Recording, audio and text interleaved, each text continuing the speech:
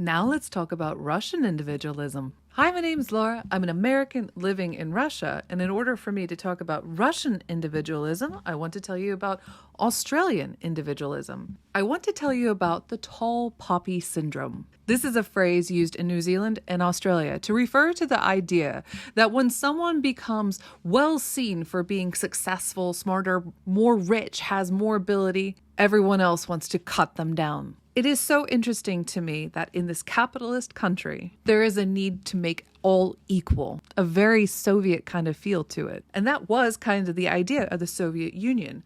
Don't stand out is what parents would tell their children. Don't draw attention to yourself because there will be envy, malicious attacks, or the government will put too much attention on you. But now that the Soviet Union is gone and Russia has taken its place, as well as capitalism, you have very tall poppies. It is expected in Russia, if you have means and success, you show it. You drive the fancy cars, you wear the labeled products, you have the expensive bags.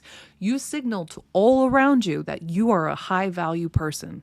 Whereas you have in Australia people who are a bit too afraid to speak out about their success for fear of the others cutting them down. What's interesting to me is that I'm an American. We love individualism. We love success. We still feel a little bit embarrassed by it. We don't wear brands, but we also don't hide. We love being loud. Plus my Russian side that says I'm quite proud of what I have accomplished and I like to tout what I do and I like to say I'm successful. But my friends are Australian. And I've seen some of the pushback. The more I climb, the more the animosity does too. Regardless of what culture it all comes from, I will be telling my children to be unashamed of their successes and not to minimize themselves to make someone else feel more comfortable. But also be careful to get too big because you might get unwanted attention, because that is still true. If you've been liking my deep dives into our different cultural mindsets and you want to participate in this conversation because you too have your own observations and you have something to say about it and you want to try to say it in English with me,